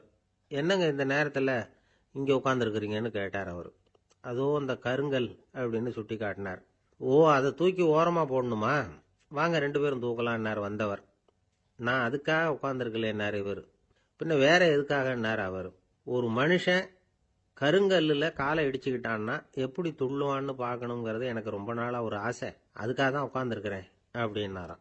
இந்த உலகத்தில் எவ்வளவோ உயிரினங்கள் இருக்கு. ஒவ்வொன்றும் ஒவ்வொரு விதமாக சண்டை போடுது. இப்போ ரெண்டு மாடு சண்டை போட்டுக்குதுன்னு வச்சுக்கோங்க, என்ன பண்ணும்? ரெண்டும் முட்டிக்கும். அதுக்கு சண்டை போடுறதுக்கு ஆயுதமாக உபயோகப்படுறது அதோட கொம்பு. ரெண்டு சேவல் சண்டை போட்டுக்குதுன்னு வச்சுக்கோங்க, அதுக்கு ஆயுதமாக உபயோகப்படுறது அதோட கால் நகம். காலால் தான் அது ஒன்றோட ஒன்று சண்டை போட்டுக்கும். ஆனால் ரெண்டு மனுஷன் சண்டை போட்டுக்கிறான்னு வச்சுக்கோங்க, இவன் இன்னதை தான் ஆயுதமாக உபயோகப்படுத்துவான்னு குறிப்பிட்டு சொல்ல முடியாது. கல்லை எடுப்பான், கத்தியை எடுப்பான், துப்பாக்கி எடுப்பான், என்ன வேணாலும் பண்ணுவான். வாயால் திட்டுவான், கையால் அடிப்பான், காலால் உதைப்பான், சகலகலா வல்லவன். விலங்குகள்லாம் பொதுவாக வாயை சாப்பிட்றதுக்கு மட்டும்தான் உபயோகப்படுத்துது. ஆனால் இவனுக்கு சாப்பிட்றதுக்கும் அதுதான், சாப்பிட்டு விட்டு திட்டுறதுக்கும் அதுதான். ஆனால் ஒரு விஷயத்தில் மட்டும் கெட்டிக்கிறேன். அதாவது நாம் சண்டை போட்டுக்கிட்டாலும் பரவாயில்லை, கோழிகள் சண்டை போடாமல் இருக்கணும் அப்படின்னு ஆசைப்படுறான். எதுக்காக? கோழிகள் சண்டை போடாமல் இருந்தால் நிறைய முட்டைகள் போடுமா, அதுக்காக தான் இந்த அக்கறை. கோழி பண்ணை வச்சிருக்கிறவங்களுக்கு இது ஒரு பெரிய பிரச்சனை. அதாவது பண்ணையில் இருக்கிற கோழிகளுக்குள்ள அடிக்கடி சண்டை வந்துடும். அதனால் முட்டை உற்பத்தி குறைஞ்சிரும். சரி, இதுக்கு என்ன பண்ணுறது? பண்ணையில் போய் உட்காந்துக்கிட்டு தினமும் பஞ்சாயத்து பேசிகிட்டு இருக்க முடியுமா? அமெரிக்காவில் கோழி பண்ணை வச்சிருக்கிற ஒருத்தர் இதை பற்றி யோசனை பண்ணி பார்த்தாராம். ஒரு வழியையும் கண்டுபிடிச்சிருக்கார். கோழிக்கெல்லாம் மூக்கு கண்ணாடி மாட்டி விட்டுட்டோம்னா அது சண்டை போடுற குணம் குறைஞ்சிரும், முட்டை அதிகமாகிடும். அந்த கண்ணாடியில் உள்ள லென்ஸ் சிவப்பு நிறத்தில் இருக்கணும், அவ்வளவுதான் அப்படின்னு அவர் கண்டுபிடிச்சாராம். இது ஏற்கனவே நடைமுறையில் கண்டுபிடிக்கப்பட்ட ஒரு விஷயம். ஆனால் எல்லா கோழிக்கும் சிவப்பு மூக்கு கண்ணாடி எப்படி மாட்டி விடுறது? அப்படியே மாட்டி விட்டாலும் அது நழுவாமல் இருக்கணுமே. இப்போ நாமெல்லாம் நடு விரலால் மூக்கு கண்ணாடி நடுவில் தொட்டு அப்படி ஸ்டைலாக சரி பண்ணிக்கிறோம். அது மாதிரி கோழி எப்படி சரி பண்ணிக்கும்? இதுதான் பிரச்சனை. இதுக்கு அவர் என்ன வழி கண்டுபிடிச்சாருன்னா, கோழிக்கெல்லாம் மூக்கு கண்ணாடிக்கு பதிலாக விழியொட்டு வில்லைகள், கான்டாக்ட் லென்ஸ், அதை பொருத்தி விட்டா என்ன அப்படின்னு யோசனை பண்ணார். அதே மாதிரி பண்ணார். அதே மாதிரி செஞ்சு பார்த்தார், வெற்றி. அதுக்கப்புறம் கோழியெல்லாம் சண்டை போட்டுக்கலையாம், சமாதான பிரியர்கள் ஆகிட்டு தான். கோழிகளுக்கு இயல்பாகவே சண்டை போடுற குணம் உண்டு. ஆனால் அதோட கண்ணுக்கு பார்க்குற பொருள்லாம் ரோஜா நிறத்துலையோ அல்லது இன்னும் சொல்ல போனால் அழுத்தமான சிவப்பு நிறத்துலையோ தெரிஞ்சதுன்னா சண்டை போடுற குணம் குறைஞ்சிருதான். அந்த சமயத்தில் அது அதிகமாகவும் முட்டையிட ஆரம்பிச்சுடுதான். அதே நேரத்தில் இறை எடுக்கிறத கூட குறைச்சிக்குதான். இது ஏன் இப்படி பண்ணுதுங்கிறது விஞ்ஞானிகளுக்கு இன்னமும் புரியலையா. எப்படியோ அமெரிக்க கோழிகள்லாம் கான்டாக்ட் லென்ஸ் பொருத்திக்க ஆரம்பிச்சாச்சு. கோழி கழுத்தை பிடிச்சிக்கிட்டு ஒரு சில வினாடிகளில் அதை பொருத்தி போடுறாங்களாம். கோழியோட ஆயுள் பூரா அது அப்படியே இருக்குமா.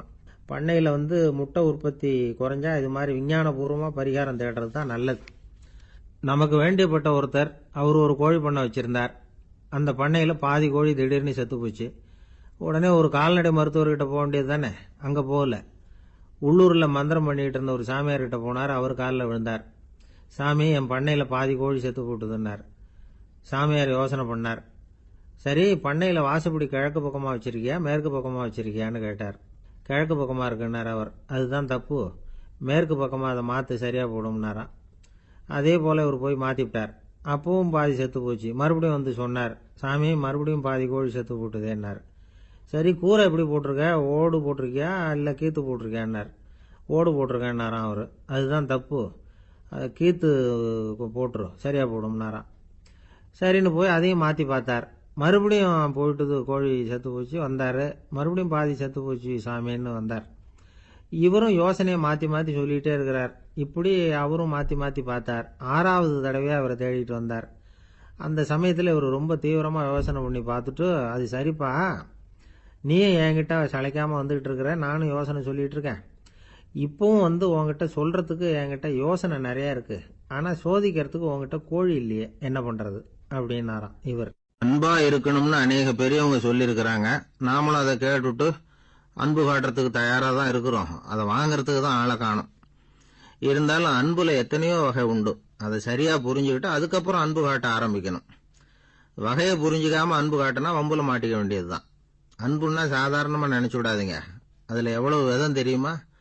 இரக்கம், கருணை, காருண்யம், பந்துத்துவம், பட்சம், பாசம், நேசம், விசுவாசம், அபிமானம், காதல், பக்தி, இப்படி பல விதமா அதை பத்தி சொல்லி வச்சிருக்கிறாங்க பெரியவங்க. இந்த வார்த்தைகள் எல்லாம் நாம கேள்விப்பட்டதுதான். இருந்தாலும் அதுகளுக்குள்ள என்ன வித்தியாசம்னு கேட்டா சரியா சொல்ல தெரியாது. அதனால இந்த வார்த்தைகளுக்கெல்லாம் பெரியவங்க என்ன விளக்கம் சொல்றாங்கன்னு இப்ப பார்க்கலாம். எளியவர்கள் மேல செலுத்துற அன்பு இருக்கு பாருங்க, அதுக்கு இரக்கம்னு பேரு. அறிவு பலம், சரீர பலம், இது ரெண்டும் இல்லாதவங்க மேல, அதாவது வலிமையற்றவர்கள் மேல செலுத்துற அன்பு இருக்கு பாருங்க, அதுதான் கருணை. எறும்புல இருந்து யானை வரைக்கும் சகல ஜீவராசிகள் மேலேயும் காட்டுற அன்புக்கு காருண்யம்னு பேரு, ஜீவகாருண்யம். சிவி சக்கரவர்த்தி காட்டின அன்பு இந்த ரகம். உறவினர்கள், சொந்தக்காரங்க, அவங்க வசதியா இருந்தாலும் வறுமையில இருந்தாலும் வித்தியாசம் இல்லாம காட்டுற அன்பு இருக்கு பாருங்க, அதுக்கு பேரு பந்துத்துவம். ஒரு எஜமானன் வேலையாள்கிட்ட காட்டுற அன்பு இருக்கு பாருங்க, அதுக்கு பேரு தான் பட்சம். அவனும் தன்னை மாதிரி மனுஷன்தாங்கிற நினைப்பு வேணும். ஒரு தாய் தன்னுடைய குழந்தை மேல, ஒரு குழந்தை தன்னுடைய தாய் மேல செலுத்துற அன்புக்கு பாசம்னு பேரு. ஈருடல் ஓர் உயிர்னு நினைக்கிறது இது. ராமரும் கௌசலையும் இதுக்கு உதாரணம். தம்மை ஒத்த நண்பர்கள் கிட்ட செலுத்துற அன்புக்கு நேசம்னு பேரு. வயசு, செல்வம், அந்தஸ்து, இந்த வித்தியாசமெல்லாம் பார்க்காம அவங்க சுக துக்கத்துல சமபங்கு எடுத்துக்கிறது இது. கிருஷ்ணன் குசேலர்கிட்ட காட்டினது இந்த ரகம். வேலை செய்யறவன் முதலாளி கிட்ட காட்டுற அன்புக்கு விசுவாசம்னு பேரு. தேசத்து மேலையும் தாய்மொழி பேர்லையும் செலுத்துற அன்புக்கு அபிமானம்னு பேரு. தேசாபிமானம்னு சொல்றமே இதுதான். ஒரு கணவன் மனைவி பேர்ல காட்டுற அன்புக்கு காதல்னு பேரு. கடவுள் பேர்ல செலுத்துற அன்புக்கு பக்தின்னு பேரு. இப்படி அன்புல பல ரகம் இருக்கிறப்போ அதுல உள்ள வித்தியாசம் தெரியாம இடம் மாத்தி அன்பு காட்டினா இடைஞ்சல் தான். சரி, இந்த அன்பை பத்தி விஞ்ஞானம் என்ன சொல்லுது தெரியுமா? இதயத்தை பாதுகாக்கிறதுக்கு முக்கியமா தேவைப்படுற ஒண்ணு இந்த அன்புதான்னு சொல்லுது. நெதர்லாந்து விஞ்ஞானிகள் இதை ஆராய்ச்சி பண்ணியே கண்டுபிடிச்சிருக்கிறாங்க. கொஞ்சம் முயல் குட்டிகளை 2 பிரிவா பிரிச்சாங்க. 2 குரூப்புக்கும் கொழுப்பு அதிகமா உள்ள ஆகாரத்தையே கொடுத்துட்டு வந்தாங்க. ஆனா ஒரு குரூப்புக்கு வெறுமன ஆகாரத்தை கொடுத்ததோட சரி, இன்னொரு குரூப் முயல்களுக்கு ஆகாரம் கொடுத்ததோட நிறுத்திக்கல. அதுக்கு முன்னாடி கூண்டுகளை திறந்து விட்டு முயல்களை கொஞ்ச நேரம் எடுத்து கொஞ்சி விட்டு அதுக்கப்புறமா ஆகாரம் கொடுத்தாராம் ஆராய்ச்சியாளர். இந்த குரூப்புக்கு இதய பாதிப்பு 60% குறைச்சலா இருந்துதான்.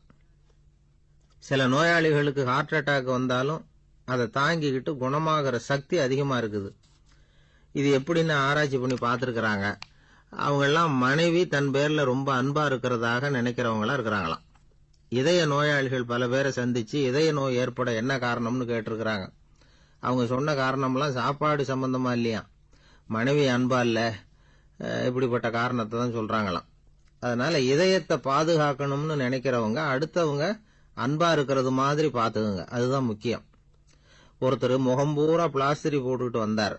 ரொம்ப கோபமா, என்னங்க ஆச்சுன்னு விசாரிச்சேன். எல்லாம் உங்களால தான் சார்னார். விவரமா சொல்லுங்களேன். என்ன, உங்க தகவலை கேட்டுட்டு ஒரு பூனைக்குட்டியை கையில எடுத்தேன், அன்பா அதை தடவி கொடுக்கறதுக்காக. ஆனா அது முந்திக்கிட்டது, அது என் முகத்தை தடவி கொடுத்துட்டுது, முகம் பூரா நகை கீறல், அதுதான் இப்படி அப்படின்னார். அன்புல அறிவு சேராததுனால வந்த கோலம். இந்த உலகத்துல நாம நல்லபடியா இருக்கணும்னா அதுக்கு முக்கியமா தேவைப்படுறது 2. ஒன்னு செல்வம், இன்னொன்னு அறிவு. சரி, இது 2ல சிறந்தது எது அப்படின்னு ஒரு கேள்வி கேட்டா என்ன பதில் சொல்றது? இதே கேள்விய ஹஸ்ரத் அலி அவர்கள் கிட்ட கேட்டாங்களாம். அவர் ஒரு பெரிய அறிஞர். கேள்வி கேட்டவங்களும் சாதாரண ஆட்கள் இல்லை, இவங்களும் அறிஞர்கள். ஒரு நாள் ஹஸ்ரத் அலி அவர்கள்கிட்ட 10 அறிஞர்கள் வந்தாங்களாம். ஐயா, நாங்க 10 பேரும் உங்ககிட்ட ஒரே கேள்வியை தான் கேட்க வந்திருக்கிறோம். ஆனா எங்க 10 பேருக்கும் நீங்க தனித்தனியா பதில் சொல்ல முடியுமா அப்படின்னு கேட்டிருக்காங்க. அதாவது அவங்க ஒரே கேள்விக்கு இவர்கிட்ட இருந்து 10 விதமான பதில் எதிர்பார்க்கறாங்க. சரி கேளுங்க, என்ன கேள்வி அப்படின்னாரு அவர். அப்பதான் அவங்க கேட்டாங்களாம், செல்வம் அறிவு இது ரெண்டுல சிறந்தது எது? இதுதான் கேள்வி. ஹஸ்ரத் அலி என்ன பண்ணார் தெரியுமா? அவங்கள ஒவ்வொருத்தரா கூப்பிட்டார். ஒவ்வொரு விதமான பதில சொல்லி அனுப்புனார். முதல்ல ஒருத்தரை கூப்பிட்டார், சொன்னார், அறிவுங்கிறது தீர்க்கதரிசிகள், ஞானிகள், மகான்கள் இவங்களோட பரம்பரை சொத்து. ஆனா செல்வம்ங்கிறது கொடுங்கோலரின் ஆயுதம். அதனால அறிவு தான் சிறந்தது அப்படின்னார். ரெண்டாவது ஆளை கூப்பிட்டார். உங்ககிட்ட செல்வம் இருந்தா நீங்க தான் அதை காப்பாற்றணும். ஆனா அறிவு உங்களை எப்பவும் காப்பாற்றும். ஆகவே அறிவு தான் சிறந்தது அப்படின்னார். மூணாவது ஆளை கூப்பிட்டார். செல்வந்தனுக்கு எப்போதும் விரோதிகள் அதிகம். ஆனா அறிஞனுக்கு நண்பர்கள் அதிகம். அதனால அறிவு தான் சிறந்ததுன்னார். அடுத்தவரை கூப்பிட்டார். செல்வம் அடுத்தவங்களுக்கு கொடுக்க கொடுக்க குறையும். ஆனா கல்விங்கிறது அதிகரிச்சுக்கிட்டே வரும், கொடுக்கறதுனால குறையாது. அதனால அறிவு தான் சிறந்ததுன்னார். இன்னொருத்தரை கூப்பிட்டார். அறிவு உள்ளவன் எப்பவும் அதை அடுத்தவங்களுக்கு வாரி வழங்கிக்கிட்டே இருப்பான். அதனால அவங்ககிட்ட தாராளத்தன்மை இருக்கும். ஆனா செல்வந்தன் கிட்ட கஞ்சத்தனம் தான் இருக்கும். அதனால அறிவு தான் சிறந்ததுன்னார். ஆறாவது நபரை கூப்பிட்டார். செல்வத்தை கள்வர்கள் திருடிட்டு போக முடியும். ஆனா அறிவை அப்படி திருடிட்டு போக முடியாது அப்படின்னார்.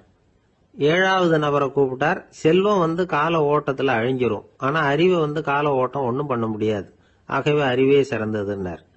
எட்டாவது ஆளை கூப்பிட்டு சொன்னார், செல்வத்துக்கு எப்பவும் எல்லை உண்டு, நிறை உண்டு, அளவு உண்டு, கணக்கு உண்டு. ஆனா அறிவுக்கு அப்படிப்பட்ட எல்லை எதுவும் கிடையாது. அதனால அதுதான் சிறந்ததுன்னார். அடுத்தவனை கூப்பிட்டார். செல்வம் உள்ளத்துல உள்ள ஒளியை போக்கிவிடும், இருட்டை உண்டாக்கிவிடும், விரிந்த மனப்பான்மையை குறுகலாக்கிவிடும். ஆனா அறிவு அப்படி இல்லை. இருண்ட உள்ளத்துல ஒளியை பாய்ச்சி அதை விசாலப்படுத்துது. அதுதான் சிறந்ததுன்னார். கடைசியா 10வது நபரை கூப்பிட்டார். செல்வம் மனசுல செருக்கை உண்டாக்குது, ஆணவத்தை ஏற்படுத்துது. அதனால நானே கடவுள்னு நினைக்கிற அளவுக்கு மனுஷனை தாழ்த்தி விடுது. ஆனா அறிவு பணிவையும் பண்பாட்டையும் வளர்க்குது. அதனால அறிவு தான் சிறந்ததுன்னார். ஆக இப்படி 10 பேருக்கும் 10 விதமா பதில் சொன்னது மூலமா ஹஸ்ரத் அலி அவர்கள் அறிவு தான் செல்வத்தை விட சிறந்தது அப்படிங்கறதுக்கு 10 காரணங்களை சுட்டி காட்டியிருக்கார். அந்த அறிஞர் 10 பேர் கேட்ட ஒரே கேள்விக்கு 10 பதில் சொன்னார்.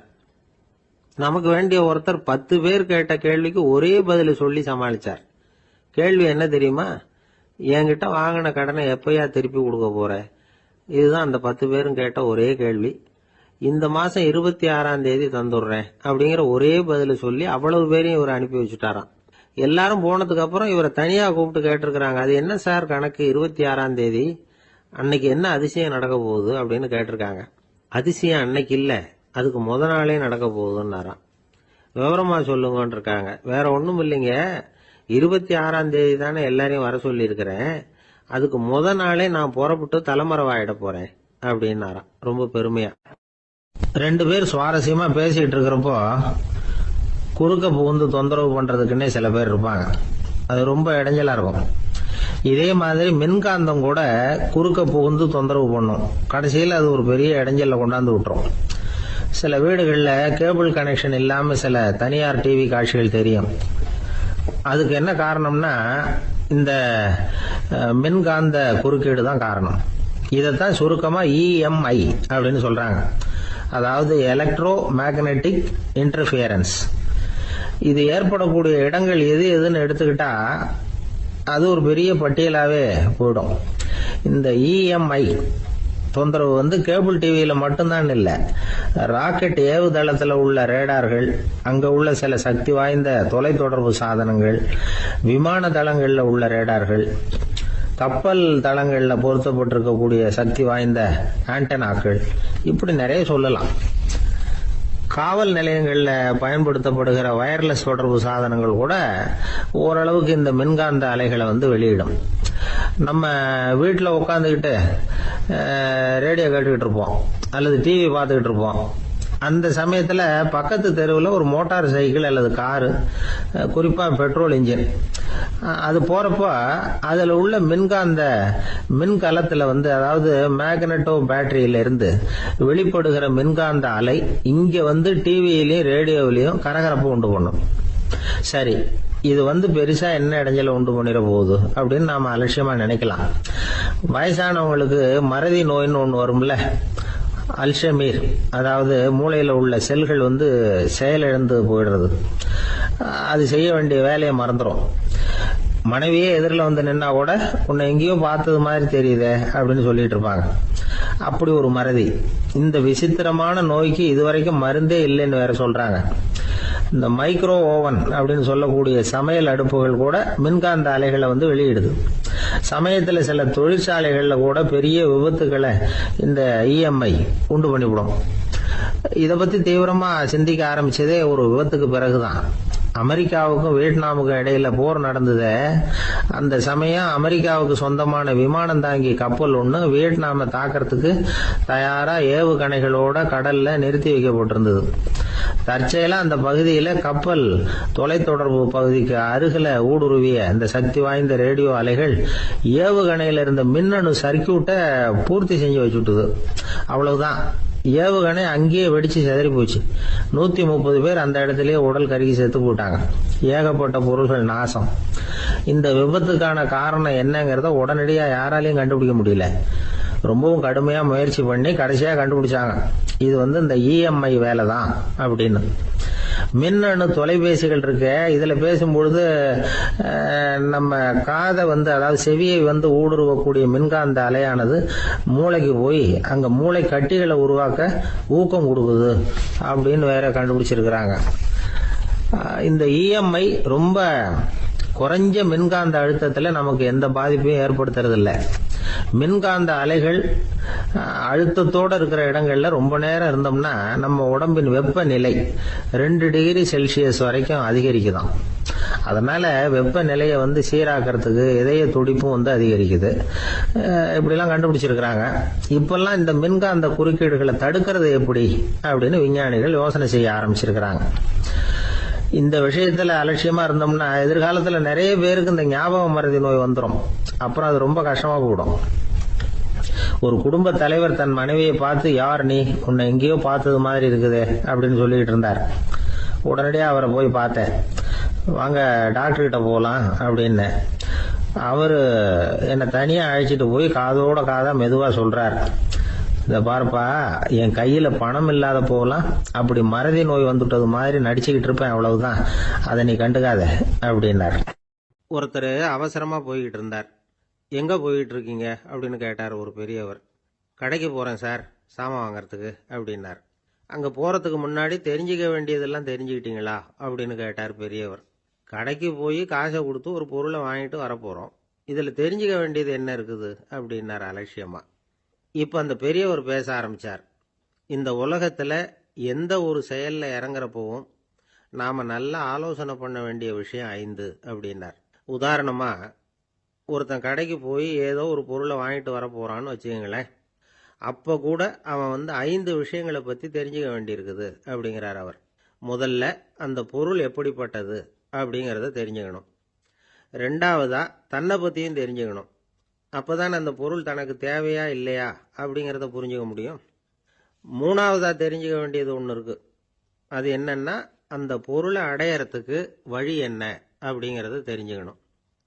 அதாவது எவ்வளவு பணம் கொடுத்தா அது கிடைக்கும், இது மாதிரியான விஷயங்கள். 4வதா அந்த பொருளை அடையிறது மூலமா நாம அடையக்கூடிய பயன் என்ன அப்படிங்கறதையும் உணரணும். 5வது அந்த பொருளை அடையிறதுல இருக்கக்கூடிய தடை எது அப்படிங்கறதையும் நாம தெரிஞ்சுக்கணும். பெரியவர் பேசுறது ஏதோ தத்துவம் மாதிரி தெரியுது இல்லையா? தத்துவம் தான். அதாவது இப்படி உலகியல் வாழ்க்கையில சின்ன சின்ன விஷயங்கள்லயே நாம 5 விஷயங்களை தெரிஞ்சுக்க வேண்டி இருக்குது. அது ரொம்ப அவசியமா இருக்கு. பேரின்ப நிலைன்னு சொல்றாங்கல்ல, அது மாதிரி பெரிய சமாச்சாரங்கள்லயும் இந்த 5 விஷயங்களை நாம தெரிஞ்சுக்க வேண்டி இருக்குது. அதுக்கு பேர் என்னன்னா அர்த்த பஞ்சகம். வைணவ சமயத்துல அர்த்த பஞ்சகம்ங்கிறது ரொம்ப பெரிய விஷயம். கடைக்கு போறது மாதிரி கடவுளை பார்க்க போறப்பவும் நாம 5 விஷயங்களை தெரிஞ்சுக்கணுமா. முதல்ல பரம்பொருள் அப்படிங்கிறது என்ன, அதோட தன்மைகள் என்ன, இதை தெரிஞ்சுக்கணும். இதுக்கு பேர் என்னன்னா பரமாத்ம ஸ்வரூபம் அப்படின்னு பேர். 2வது நாம யாரு, நம்மோட தன்மை என்ன அப்படிங்கறத தெரிஞ்சுக்கணும். நான் யாருன்னு எனக்கே தெரியலங்கிறப்போ இதை நான் சொல்றேன்னு இது என்னுடையதுன்னு சொல்றது தப்பு தானே. அப்புறம் மூணாவது விஷயம், பரம்பொருளை நாம் அடையறதுக்கு வழி எது, இது தெரிஞ்சுக்கணும். இது உபாய ஸ்வரூபம் அப்படின்னு பேர். நாலாவது விஷயம், நாம் அடைய வேண்டிய பயன்கள் என்ன அப்படிங்கறது தெரிஞ்சுக்கிறது. இதுக்கு புருஷார்த்தம் அப்படின்னு பேர். அஞ்சாவது, அந்த பயனை அடைய விடாமல் தடுக்கிற தடைகள் யாவை அப்படிங்கறது தெரிஞ்சுக்கிறது. இது விரோதி ஸ்வரூபம். இதைத்தான் தடையியல் அப்படின்னு சொல்றாங்க. அதாவது பரமாத்மாவை பற்றிய அறிவு, ஜீவாத்மாவை பற்றிய அறிவு, உபாயம் பற்றிய அறிவு, புருஷார்த்தம் பற்றிய அறிவு, இந்த 4 அறிவுக்கும் எதிரடையா, அதாவது அதையெல்லாம் தப்பா புரிஞ்சுக்கிறதால உண்டாகக்கூடிய அறிவு விரோதி ஸ்வரூபம். என்ன இது தகவல்ல ஏதாவது கதை சொல்லுவீங்கன்னு பார்த்தா ஏதோ தத்துவம் பேசிட்டு இருக்கிறீங்களே அப்படின்னு நினைக்கலாம். இதுவும் தெரிஞ்சுக்க வேண்டிய ஒரு பெரிய விஷயம்தான். காதல போட்டு வச்சா எப்போவாவது உபயோகப்படும். என்னுடைய நண்பர் ஒருத்தர் ஒரு நாள் என்கிட்ட சொன்னார், சார், அடுத்த மாசம் தஞ்சாவூர்ல ஒரு கல்யாணம், போறதா வேண்டாமா அப்படின்னு ஒரே குழப்பமா இருக்கு அப்படின்னார். நான் உடனே இந்த அர்த்த பஞ்சக உபதேசம் பண்ண ஆரம்பிச்சேன். அவர் எல்லாத்தையும் பொறுமையா கேட்டுட்டு, சரி சார், நான் போறதுன்னு முடிவு பண்ணிவிட்டேன்னார். எப்படி இந்த முடிவுக்கு வந்தீங்க அப்படின்னு கேட்டேன். அவர் சொன்னாரு, சார், அந்த 2வது பாயிண்ட் ஒன்று சொன்னீங்களே, அதை புரிஞ்சுக்கிட்டதுக்கு அப்புறம்தான் இந்த முடிவுக்கு வந்தேன் அப்படின்னார். என்ன 2வது பாயிண்ட்னு? அதாவது தன்னை பத்தி புரிஞ்சுக்கணும் அப்படின்னு சொன்னீங்க. உடனே என்னை பத்தி புரிஞ்சுக்கிட்டேன், நான் யாருங்கிறது எனக்கு தெரிஞ்சுது, உடனே போறது தான் நல்லதுன்னு முடிவு பண்ணிவிட்டேன்னார். நீங்க யாருன்னு கேட்டேன்.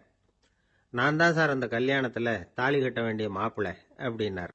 ஐயா, என்னுடைய நூல் வெளியீட்டு விழாவுக்கு அவசியம் நீங்க வரணும் அப்படின்னு கூப்பிட்டார் ஒருத்தர். எப்போ வரணும்னு கேட்டேன். அடுத்த வாரம்னார். சரி, புத்தகம் தயாராகிட்டுதா அப்படின்னு. நாளைக்கு தான் அச்சிக்க கொடுக்க போறேன்னார். என்னங்க இது, புத்தகம் அச்சிடுறதுக்கு முன்னாடியே அழைப்புதழை அச்சடிச்சு விட்டீங்களே அப்படின்னு கேட்டேன். அதனால என்னங்க, அந்த காலம் மாதிரியா போலாம், அச்சுக்கலை எவ்வளவோ முன்னேறியாச்சுங்க. Linotype, monotype, phototype, laser, இப்படி என்னென்னமோ வந்தாச்சு. இன்னைக்கு கொடுத்தா நாளைக்கே புத்தகம் தயார் அப்படின்னார். இப்படி இந்த அளவுக்கு முன்னேறி இருக்கிற இந்த அச்சுக்கலை ஆரம்பத்தில் எப்படி இருந்தது தெரியுமா? அந்த காலத்தில் காகிதம்னா என்னன்னே தெரியாது. அப்படி ஒன்று கண்டுபிடிக்கப்படவே இல்லை. அப்போல்லாம் எதையாவது ஒன்று எழுதணும்னா அதுக்கு ஆட்டு தோலை தான் பயன்படுத்தி இருக்கிறாங்க. கண்ணுக்குட்டி தோல் கூட அதுக்கு உபயோகப்பட்டு தான்.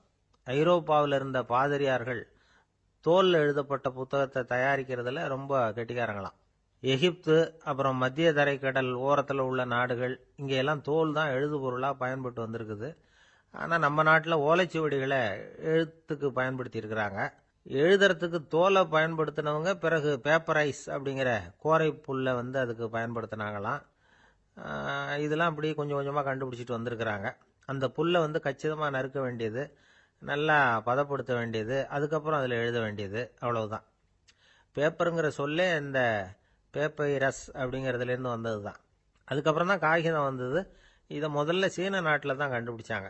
அது வந்த பிறகு அச்சு எந்திரம் கண்டுபிடிக்க வேண்டிய அவசியம் ஏற்பட்டது. அதை கண்டுபிடிச்சவர் ஜெர்மானிய அறிவியல் அறிஞர் ஜான் கூட்டன்பர்க். அச்சு கலைக்கு அடித்தளம் அமைச்சவர் அவர் தான். ஜெர்மனியில் மெயின்ஸ் அப்படிங்கிற ஊரில் 1399 பிறந்தார். அவரோட மாமன் ஒருத்தர் உலோக வேலையில் வல்லவர். அவர்கிட்ட அந்த வேலையை கற்றுக்கிட்டார். அதோட வைர கற்களை பட்டை தீட்டுறதுலையும் ரொம்ப தேர்ச்சி பெற்றிருந்தார். இளம் வயசுலேயே சும்மா இருக்க மாட்டாராம். எதை செஞ்சாலும் அதை திறமையாக செய்வாராம். அவர் தான் முதல்ல மர அச்சு எழுத்துக்களை உருவாக்கினார். அது மேலே மை தடவி பிரதிகள் எடுத்தார்.